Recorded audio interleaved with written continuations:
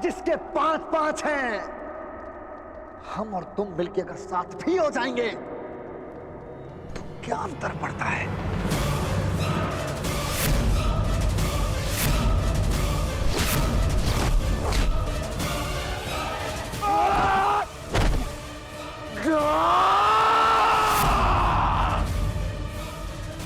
तुम जैसे कुबुद्धियों के लिए इस संसार में कोई स्थान नहीं।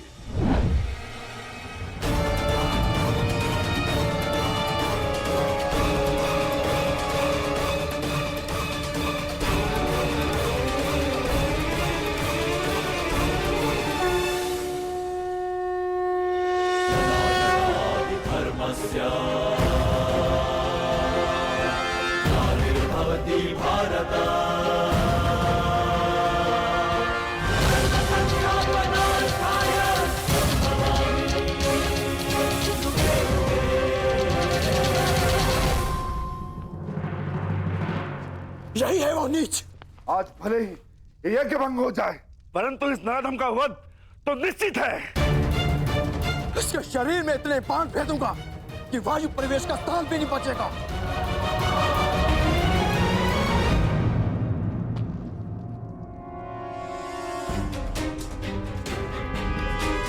मेरे होने वाले सम्राट, ऐसा प्रतीत होता है कि हमारा प्रयोजन पूर्ण हो गया है। रुक जाओ अंगराज, शांत हो जाओ।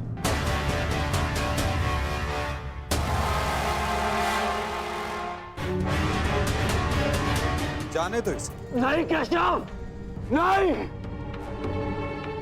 हम सब किसी प्रयोजन से जन्म लेते हैं और किसी ना किसी प्रयोजन के अंतर्गत मृत्यु भी होती है।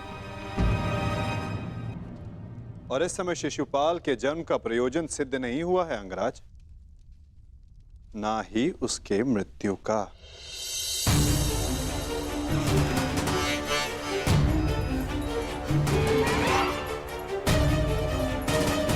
इस समय उसे क्षमा कर देना ही श्रेयस्कर होगा, है ना शिशुपाल?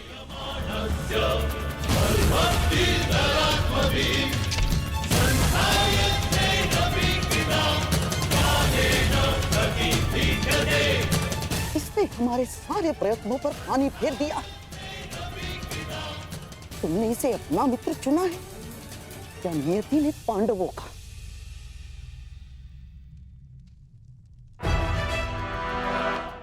आओ शिशुपाल, उठो। आपके लिए श्रेष्ठ यही होगा कि आप यहां से चले जाए, छेदी न रहे। हाँ, क्योंकि वासुदेव ने अंगराज को तो रोक लिया, रचित मैं ना रुक पाऊं।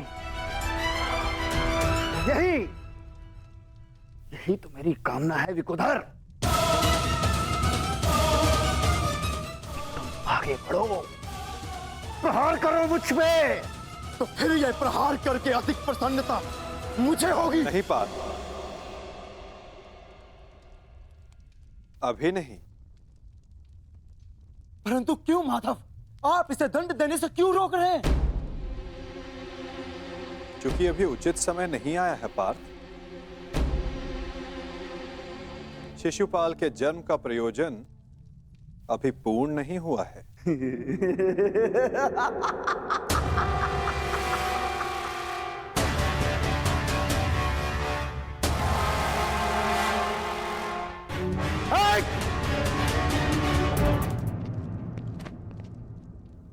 आओ युधिष्ठिर, यज्ञ प्रारंभ करते हैं।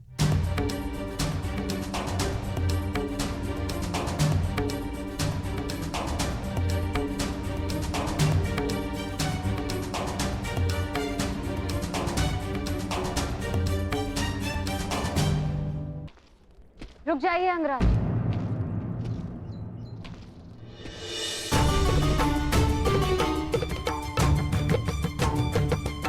एक प्रश्न है मन में। जिसका सम्मान न लिया, उसके मान के लिए द्वंद्व क्यों किया?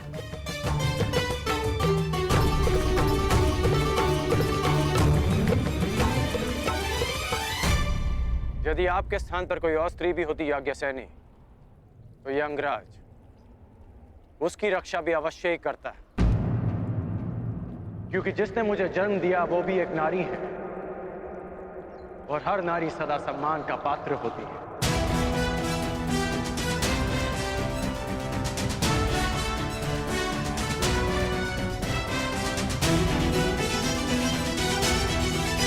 पुरुष का अपमान करने के पश्चात भी। क्षमा कीजिएगा अंगराज, स्वयंवर में जो कुछ भी घटित हुआ उसके लिए मैं आपसे क्षमा नहीं मांग पाई।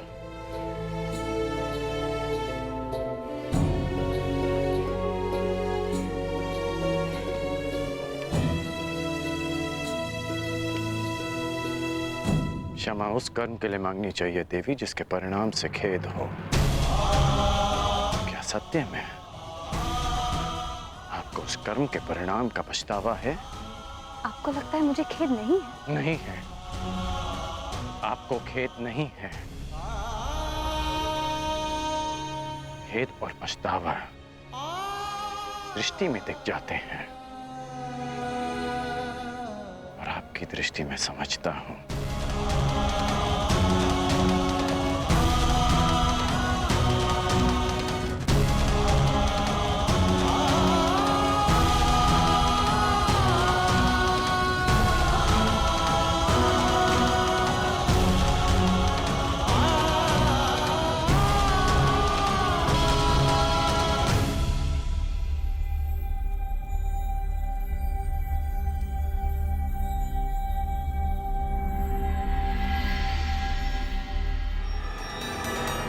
छेदी नरेश, आपको भी शीघ्र ही अवसर मिलेगा आपके अपमान का प्रतिशोध लेने का।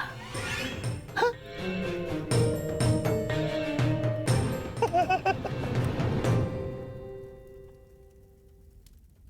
अब सारे अतिथि राजा अपनी अपनी भेंट होने वाले सम्राट को प्रस्तुत करें।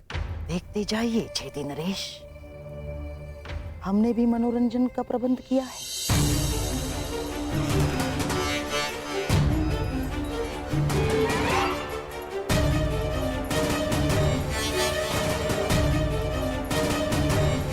धृतराष्ट्र पुत्र दुर्योधन की ओर से पांडु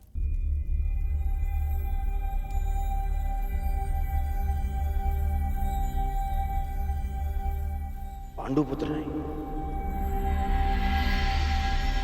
धर्मराज पुत्र युधिष्ठिर को।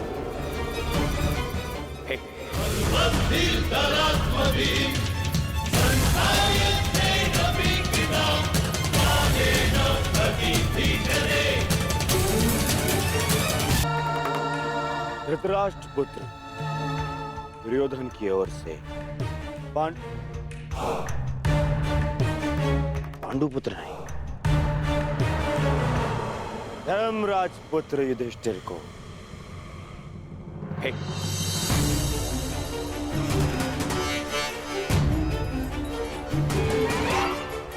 धृतराष्ट्र पुत्र दुर्योधन की ओर से पवन पुत्र भीम को सह प्रेम भेंट स्वीकार करें।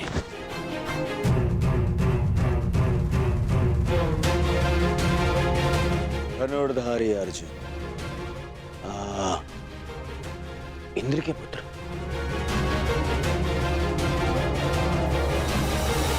गुरुवंशी धृतराष्ट्र के पुत्र दुर्योधन की ओर से भेंट स्वीकार करो।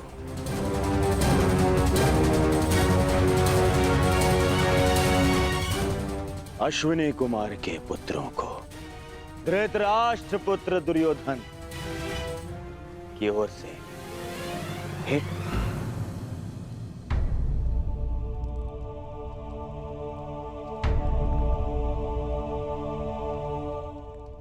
मुझे किस संबोधन से पुकारेंगे धृतराष्ट्र पुत्र? अब 5 पतियों की एक पत्नी को मैं क्या कह के पुकारूं?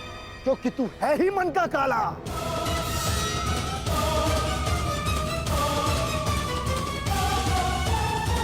तेरे माता पिता ने तुझे जन्म देते ही इसलिए त्याग कर मथुरा से गोकुल पहुंचाया क्योंकि तेरे पांव देखते ही भाप गए थे कि तू कुलनाशक सिद्ध होगा।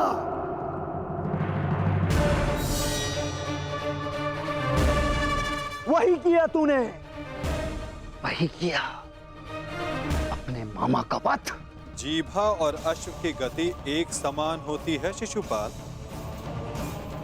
यदि उसके रास को कसकर ना रखा जाए तो अश्व अपने सवार को गिरा देता है और जीभा बोलने वाले को।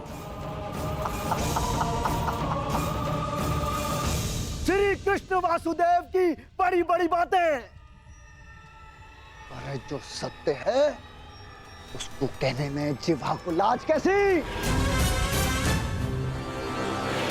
बचपन से धूर्त रहा है तू।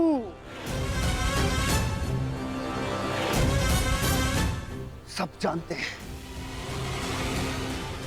माखन स्वयं चुराता और आरोप अपने मित्रों पर लगा देता। धूर्त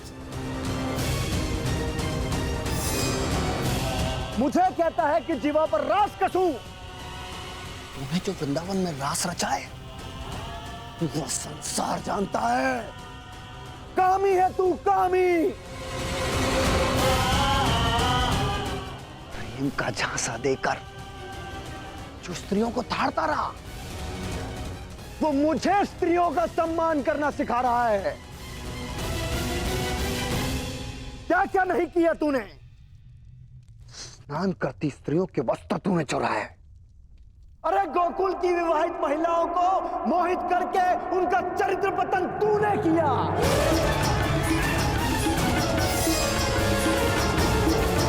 अरे गोकुल की विवाहित महिलाओं को मोहित करके उनका चरित्र पतन तूने किया। मैं सावधान करता हूं तुम्हें, मेरे धैर्य की परीक्षा ना लो शिशुपाल। अपनी सीमा में रहो।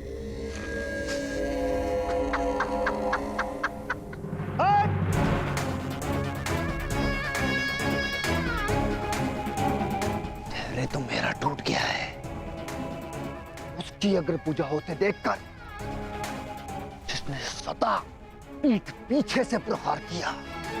कायर है तू, कायर। सीमाएं तो तूने लांघी हैं। छल से रुक्मणी का हरण किया तूने। स्त्रियों का अपहरण करने वाले दुष्ट। तुम्हारे पापों का घड़ा भरता जा रहा है शिशुपाल। सावधान।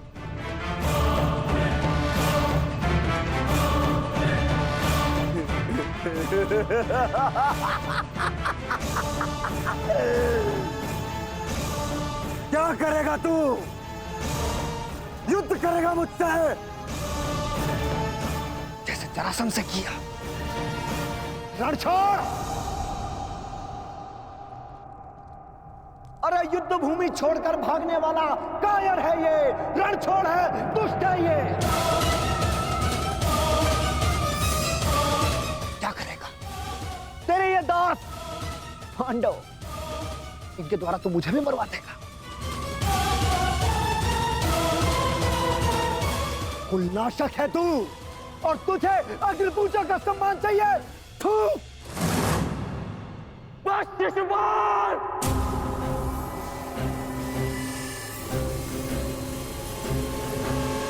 अपनी सीमा को वश में रखो। हट। मुझे एक सूत पुत्र की मंत्रणा की आवश्यकता नहीं है। ये मेरा और इस ग्वाले का प्रकरण है।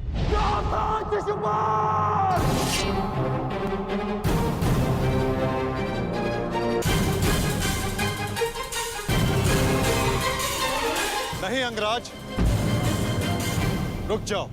निकाल देने दो छेदी नरेश को अपने मन का मैल। इनका नाश करने के लिए अपना बाण व्यर्थ मत करो। इनकी जीभा स्वयं इनके नाश का कारण बन जाए।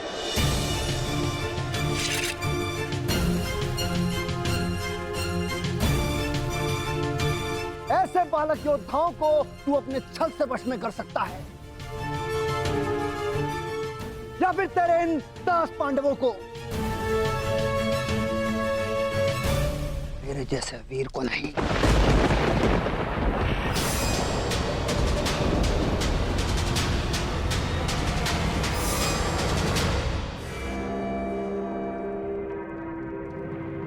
श्री,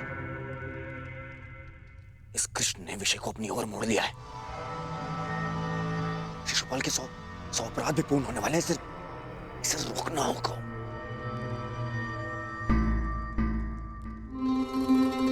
शिशुपाल, ठहरो। चुप! दूर रहना कायर दुर्योधन।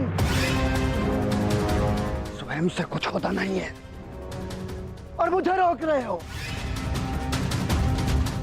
बैठे रहो अपने मामा को त्रिया पकड़कर।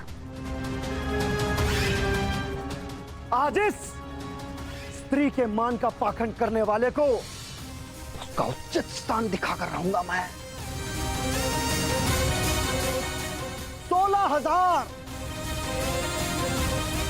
16,000 रानियों से जब तेरा मन नहीं भरा तो तू पांचाल चला गया। तेरा और इस पांचाली का क्या संबंध है? किसी से छिपा नहीं है।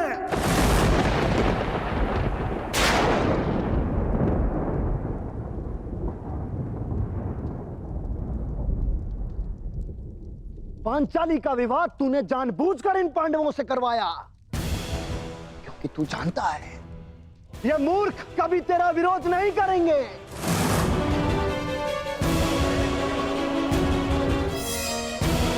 सखा सखी, सखा सखी की संबंध की आड़ में क्या रासलीला रचा रहा है तू, ये मैं भली भांति जानता हूं।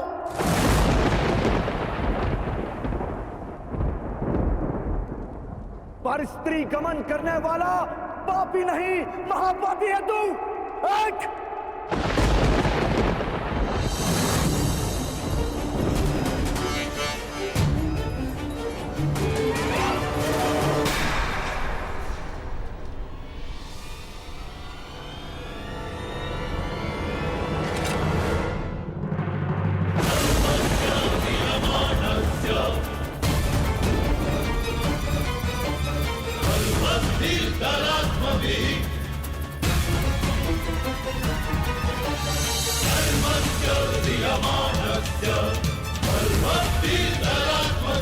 तुम्हारे पापों की सीमा समाप्त हुई और मेरी सहनशीलता भी।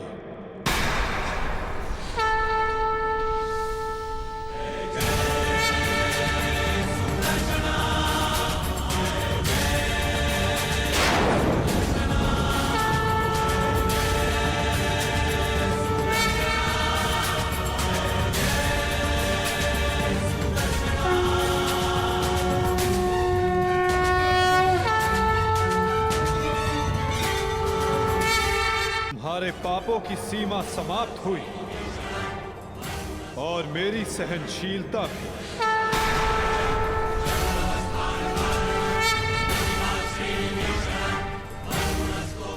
शिशुपाल, तुम्हें जो वरदान मिला उसे पाकर तुम अमर भी हो सकते थे। मृत्यु का भय नहीं था। इसलिए संसार और मानवता की भलाई के लिए, उसके कल्याण के लिए तुम वो कार्य कर सकते थे जिनके लिए तुम्हारा नाम सदा स्मरण किया जाता शिशुपाल। परंतु शक्तिशाली होने के अहंकार में तुम अपने वरदान को व्यर्थ कर बैठे शिशुपाल।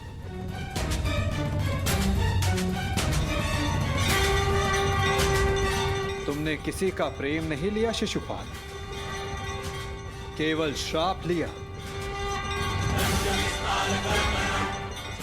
अब देखो, तुम्हारा अंत, तुम्हारी मृत्यु तुम्हारे समक्ष है।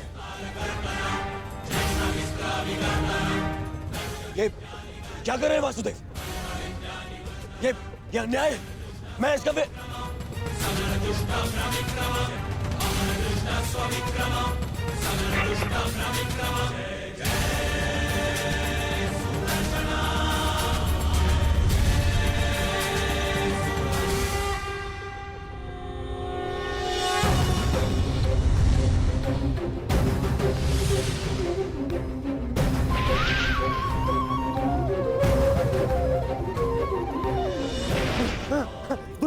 नीचे।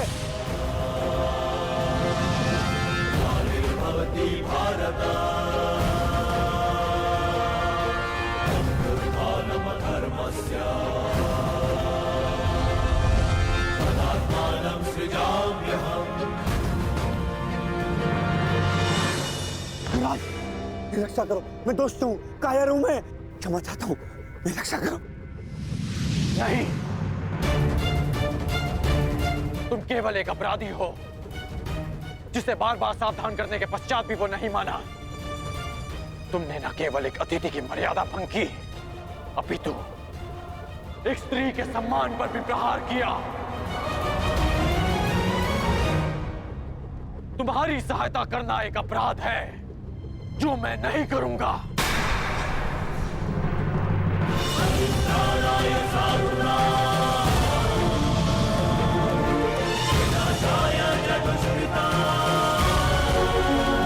वासुदेव, क्षमा करना।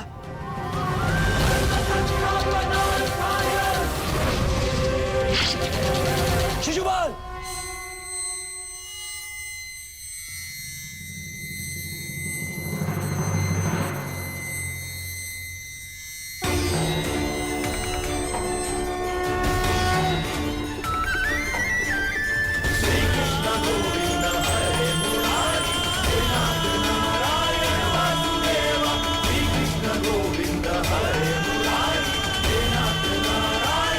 यही तुम्हारे पापों और अपराधों का अंत है, और तुम्हारे दुखों से तुम्हारी मुक्ति भी।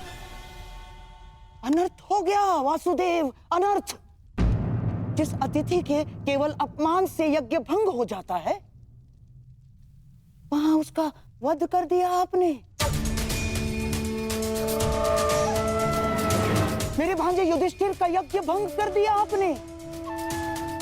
अनर्थ हो गया वासुदेव, अनर्थ। मेरे भांजे युधिष्ठिर को सम्राट बनने से रोक दिया आपने, इस इंद्रप्रस्थ को शापित कर दिया।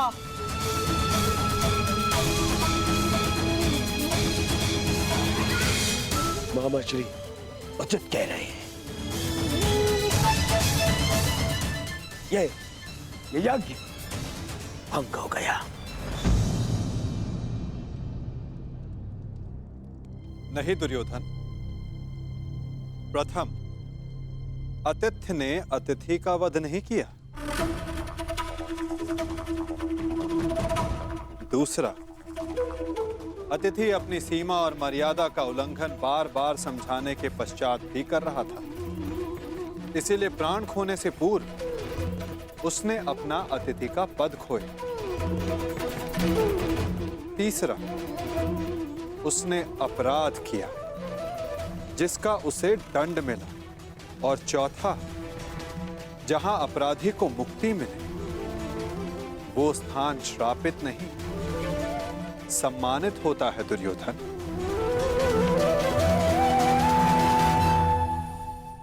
विश्वास ना हो तो अपने मित्र अंगराज से पूछ लो। वासुदेव ठीक कह रहे हैं मित्र।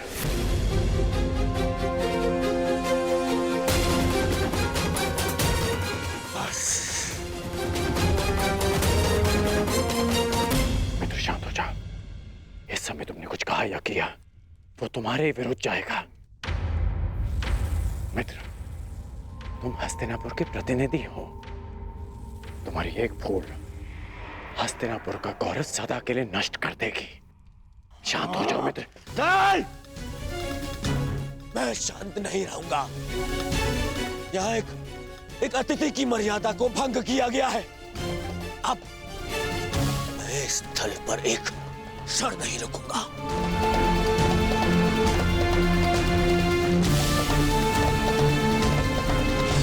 दुर्योधन, दुर्योधन, जो सोच कर आए थे वो कुछ नहीं हुआ। हर स्थान पर हमें छलने के लिए प्रयोजन किए गए। मुझे तो ये समझ में नहीं आता कि हम यहाँ आए हैं क्यों थे। चलिए मामाश्री। मित्र, मित्र, मामा जी, इसे कहिए कि मेरे सामने ना आए। मित्र कहता है मुझे न्याय की बात कहकर उसी की बात का विरोध करता है ये। मैं तुम्हारा विरोध नहीं कर रहा हूं मित्र, मैं तो मेरी बात समझने की कोशिश कर। बस कांड, अब एक और शब्द नहीं।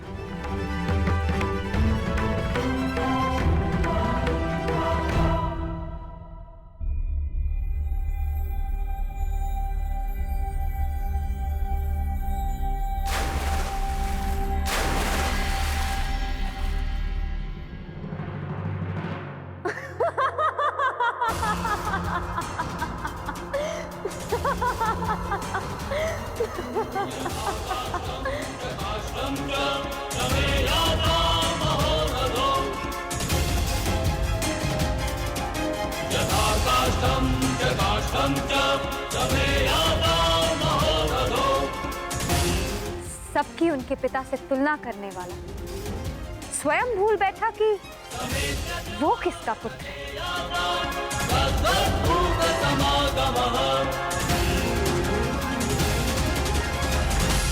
अंधे का पुत्र अंधा।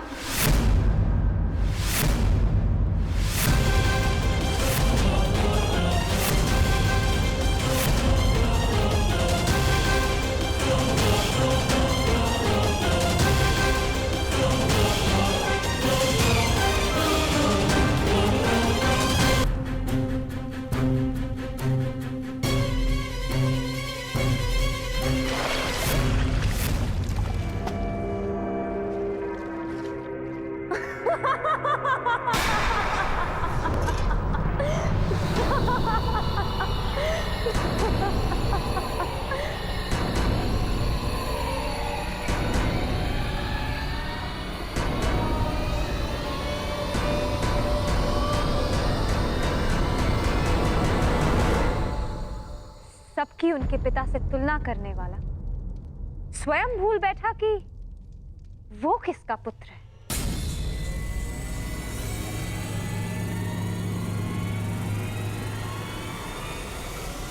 अंधे का पुत्र अंधा।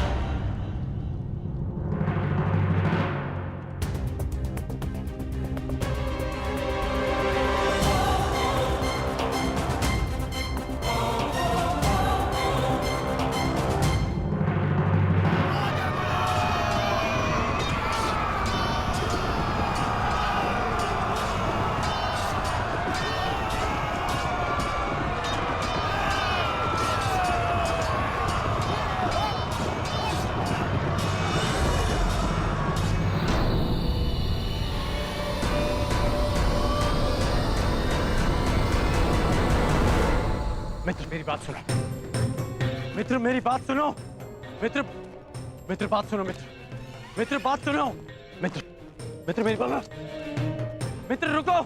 नहीं गण, ये रुकने का नहीं, प्रारंभ का समय है। प्रतिशोध का प्रारंभ। यद्यपि युधिष्ठिर को मैं सम्राट बनते हुए नहीं देख सकता था, पर फिर भी मैं आया, है ना? पर आज द्रौपदी ने मेरा अपमान कर दिया। कल मुझे मुझे अंधे का पुत्र अंधा कहा, मेरे पिता का अपमान कर दिया। इन पांडवों ने मेरा अपमान कर दिया। कर्ण, मैंने तुमसे कहा था कि मैं इन पांडवों का कभी आयत नहीं करूंगा, परंतु ये भी कहा था यदि किसी ने मुझे उकसाया तो मैं शांत नहीं रहूंगा। जो आज मेरे साथ में हुआ, तो इस पांचाली ने मुझे कहा, वो मैं कभी नहीं भूलूंगा और इन्हें भूलने भी नहीं दूंगा। इतिहास स्मरण रखेगा इस पल को और इसके परिणाम को। इस अपमान का मूल्य चुकाना होगा इस पांचाली को और उन पांडवों को भी।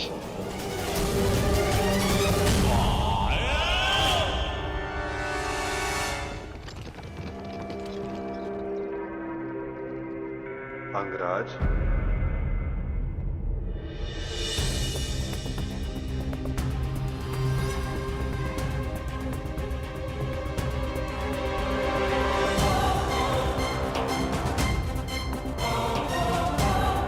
तुमने जिसका चयन किया उसने तुम्हारा साथ छोड़ दिया मित्र।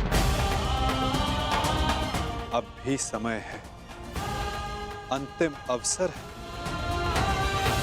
उचित चयन कर लो मित्र। अपने चयन का अंतिम अवसर मैं रंगभूमि में छोड़ आया हूं वासुदेव, परंतु आपको किसी और को अपने कर्म और शब्दों के चयन के विषय में सावधान कर देना चाहिए था। आप ही ने कहा था ना केशव कि प्रत्येक कर्म के अपने परिणाम होते हैं, उसी भांति मुख से निकले प्रत्येक शब्द के भी अपने परिणाम होते हैं। और मुझे भय है कि पांचाली के शब्दों के परिणाम उचित नहीं होंगे।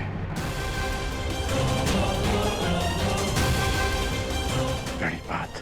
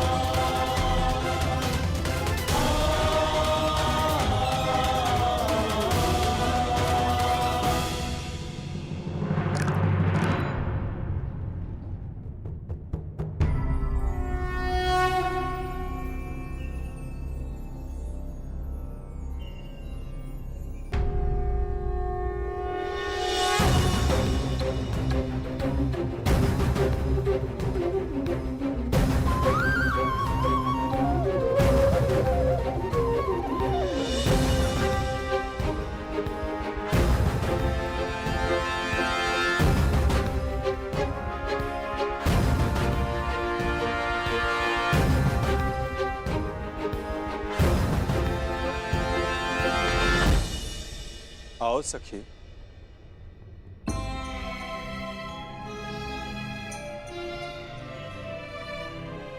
बिना मुझे देखे, बिना कुछ सुने आपने मुझे कैसे पहचान लिया सखा?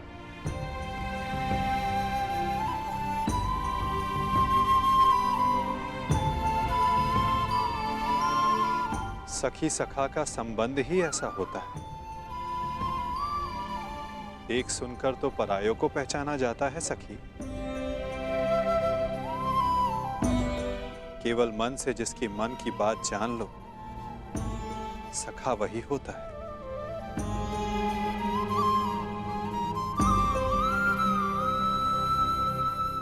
सखा, सखा आपके हाथ से तो अभी तक रक्त बह रहा है।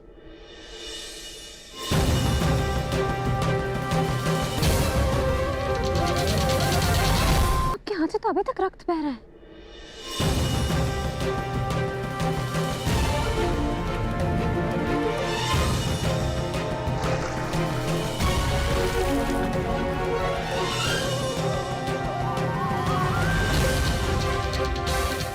मां सखी, कुछ घाव सरलता से नहीं भरते हैं।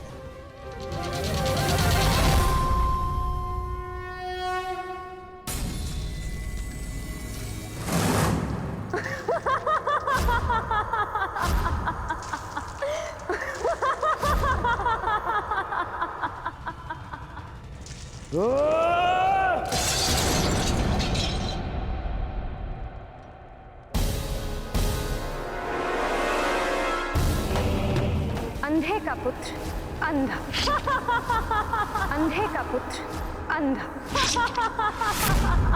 अंधे का पुत्र अंधा, अंधे का पुत्र अंधा।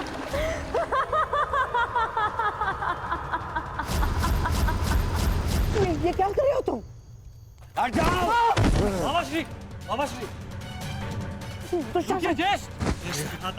घाव लग जाएगा ज्येष्ठ। वही तो मैं जानना चाहता हूँ कि ऐसा कौन सा घाव है जो उस घाव से ज्यादा पीड़ा दे सकता है जो पांचाली के वचनों ने मुझे दिया है।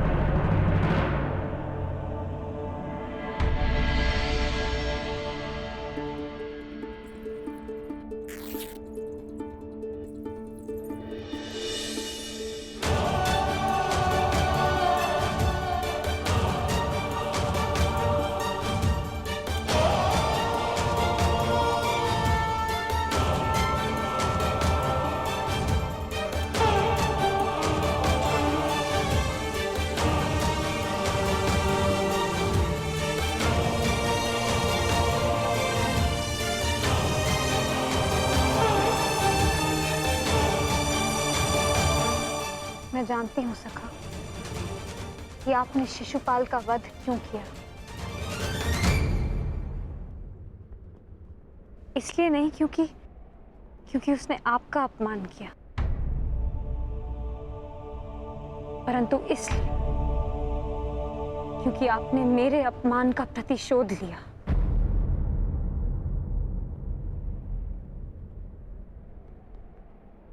प्रतिशोध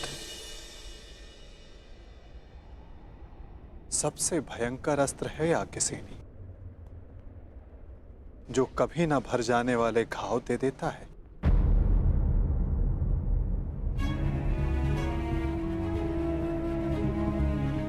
इसीलिए आवश्यक है कि प्रतिशोध से बचा जाए,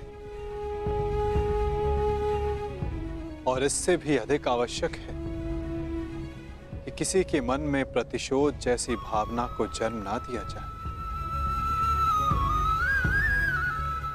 क्योंकि प्रतिशोध मनुष्य के विवेक को हर लेता है, भले बुरे की समझ छीन लेता है, नेत्र होते हुए भी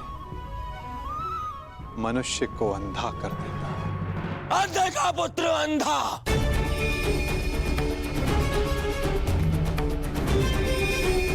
मेरे पिता का अपमान किया, मेरे, और मैं दुर्योधन इतना दुर्बल निकला कि ना मैं उस समय अपना प्रतिशोध ले पाया और ना अब लेने के सक्षम हूं। मामा, मुझे प्रतिशोध चाहिए, या तो मुझे प्रतिशोध दो मामा, या मुझे बेच दे दो। ये तो उस पांचाली के विद्रोह से छीनकर उसकी मुख पर सदा के लिए पीड़ा भरता हूं।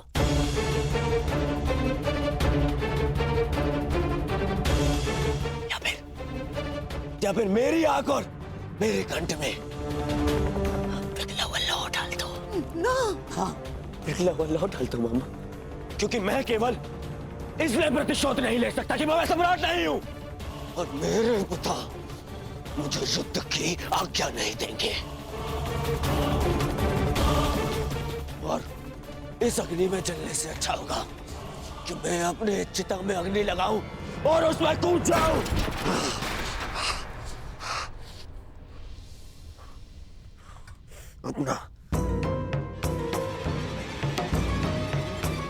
अपना कलंकित और पराजित मुख दर्पण में देखने से अच्छा है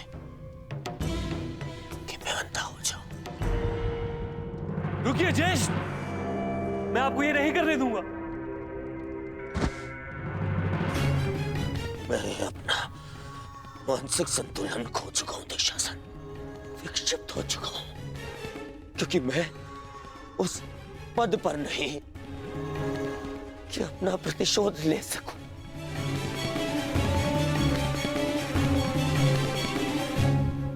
और मेरे पिता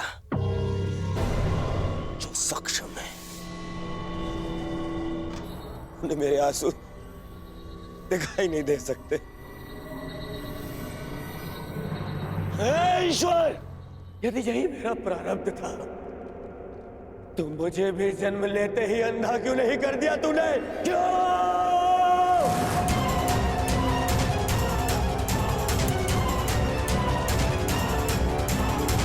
परंतु अब तेरे किए अधूरे काम को मैं पूरा करूंगा, मैं पूरा करूंगा।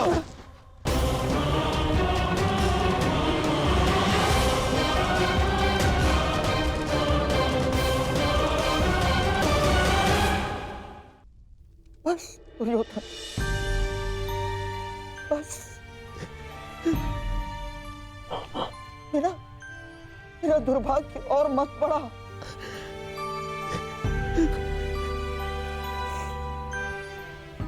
जन्मांध जीजा मिला है मुझे, और बहन ने अपनी दृष्टि पर स्वयं पट्टी बांध ली। और अब तुम ऐसा कुछ मत करो जिससे तुम्हारा ये मामा आत्मघात कर बैठे। तेरे लिए, तेरे अधिकार के लिए मैं अपना परिवार, अपना राज्य, अपना देश, अपनी भूमि त्याग कर रहा हूं और अपनी बहन के घर में श्वान बनकर बैठा हूं।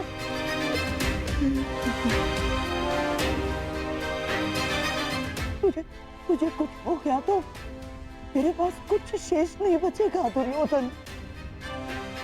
टूट जाऊंगा मैं।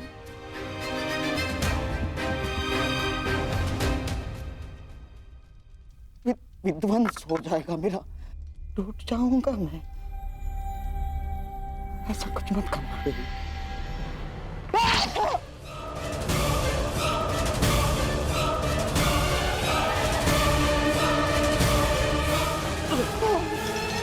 मामा, मामा। बरसों पहले मैं यहाँ आया था कि तुझे तेरा अधिकार दिला सकूं,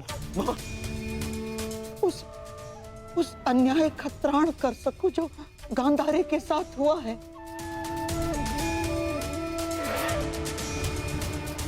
पांडवों के जाने के पश्चात मुझे ऐसा लगा था कि सब कुछ ठीक हो गया, परंतु ऐसा कुछ नहीं हुआ दुर्योधन। ये घाव भरा नहीं है अभी,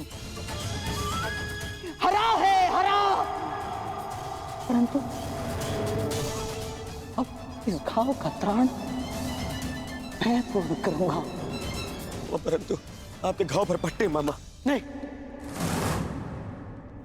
अब इस घाव पर पट्टी तभी बंधेगी जब तेरा प्रतिशोध पूर्ण हो जाएगा।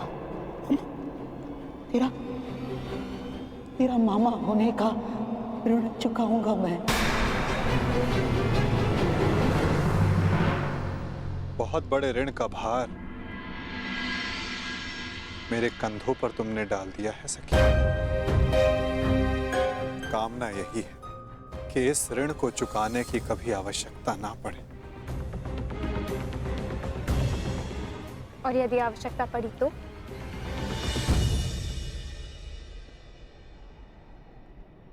तो फिर इस चीर के हर धागे का ऋण 100 गुना करके चुकाएगा तुम्हारा ये सखा।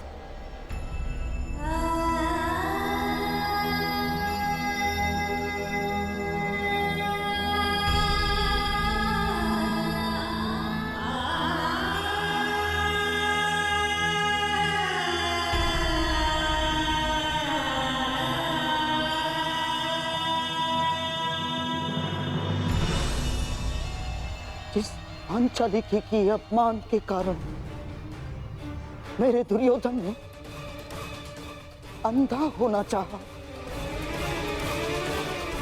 उस पांचाली का ऐसा अपमान करूंगा जिसे देखकर सारा संसार अंधा हो जाना चाहेगा। उसने तुम्हारा उपहास किया है ना, तो मैं भी हरी सभा में उसे वस्त्रहीन कर दूंगा। ये मेरा वचन है तुम्हें दुर्योधन। उसने तुम्हें गाली दी है ना, उसके शरीर से एक एक वस्त्र खिंचवा लूंगा मैं, ताकि भरी सभा में पड़ती हजारों दृष्टियां उसे काली जैसी लगे। भरी सभा में पांचाली कराएगी, चित्कार करेगी, और उसके ये चित्कार का त्राण उसके वो पांचों महाबली पति भी नहीं कर पाएंगे। उस याज्ञ सेनी की ऐसी अवस्था करूंगा कि वो अग्निसूता अग्नि में प्रवेश करने की कामना करे। उस पांचाली का मान इस भांति छिन्न भिन्न कर दूंगा मैं कि संसार में कोई अपने पुत्री का नाम द्रौपदी नहीं रखेगा। ये मेरी प्रतिज्ञा है।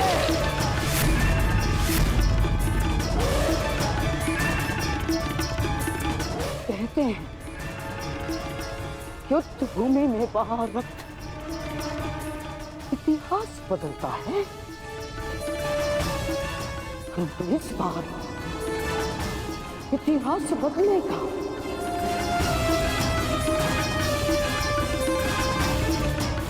बिना रक्त बहाए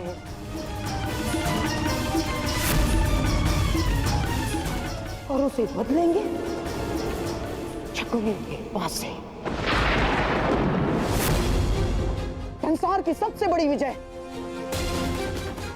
युद्ध भूमि के व्यू में नहीं, चौसर के व्यू में होगी। चौसर के बड़ी विजय युद्ध भूमि के व्यू में नहीं, चौसर के व्यू में होगी। चौसर के व्यू रचा जा चुका है सब।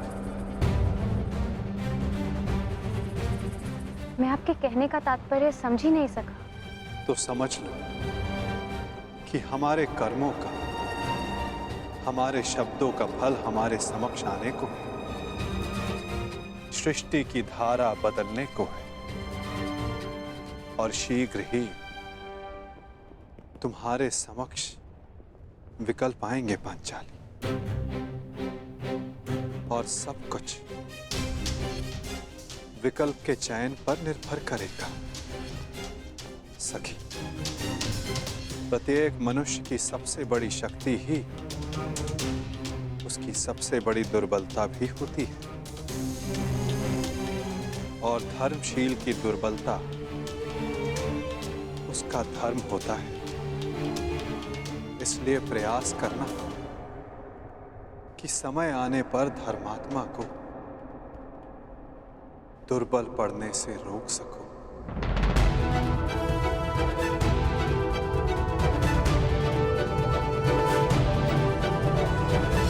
शकुनी और पुत्र दुर्योधन ने जिस प्रकार इंद्रप्रस्थ का वर्णन किया है, छाती फूल जाती है कि मेरे अनुज पांडु के पुत्रों ने इतने कम समय में इतनी उन्नति की है। एक ही समय में कुरु वंश के 2 सम्राट पूरे भारतवर्ष में राज करेंगे। ये सोचकर मन गर्व से भर उठता है।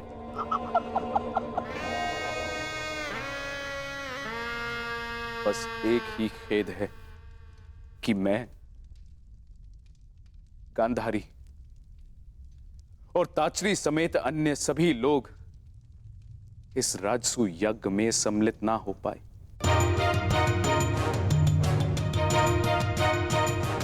इसलिए मैंने निर्णय लिया है कि सभी पांडु पुत्रों को हस्तिनापुर में बुलाकर उनका सम्मान किया जाए।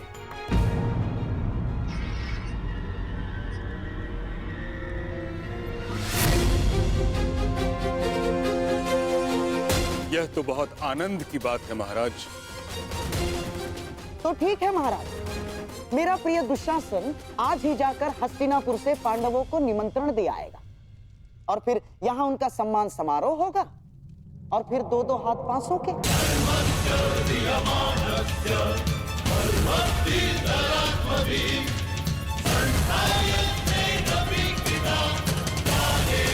परंतु गांधार नरेश, सम्मान समारोह में युद्ध क्रीड़ा का क्या काम?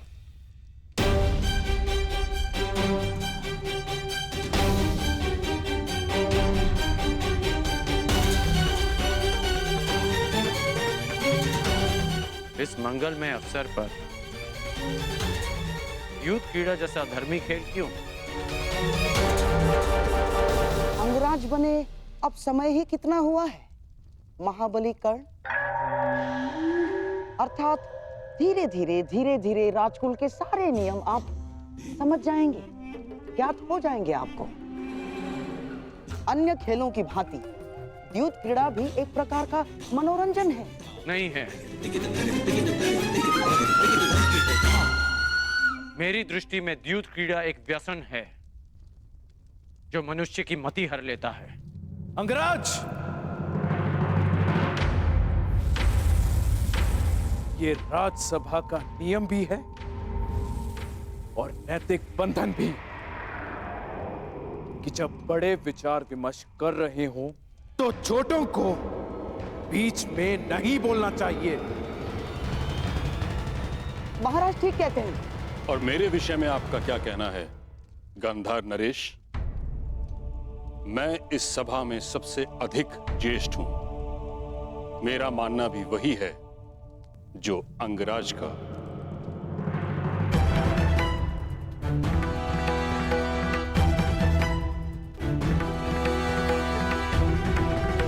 कि युद्ध क्रीड़ा अधर्म है। महामहिम, ये क्रीड़ा तो केवल मेरे पुत्रों में प्रेम बढ़ाने के लिए है। युद्ध से अगर कुछ बढ़ा है तो बैर और शत्रुता, प्रेम नहीं।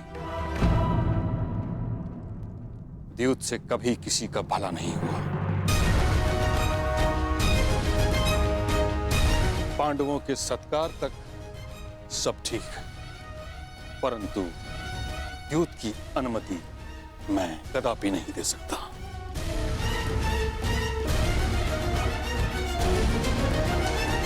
परंतु महामहिम, अतिथि का स्वागत और मनोरंजन उनकी रुचि के अनुसार ही तो होना चाहिए ना।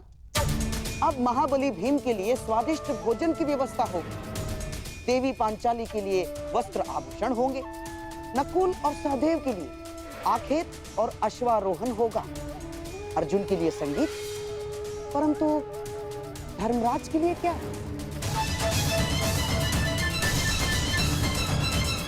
जिस सम्राट के सम्मान के लिए समारोह कर रहे हैं उनकी तो केवल एक ही रुचि है, द्यूत चौसर महाराज।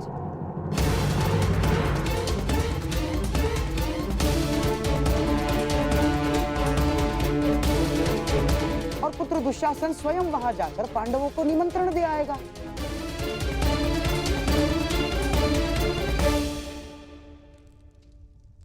पांडव और कौरव साथ में खेलेंगे तो आपस का बैर भी समाप्त हो जाएगा।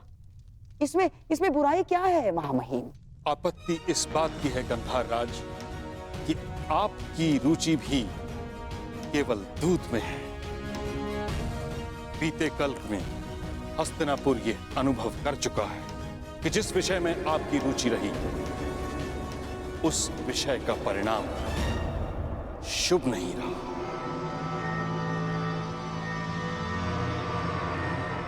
और दुशासन को दूत बनाकर भेजना मुझे एक और लक्षाग्रह का स्मरण करवा रहा है।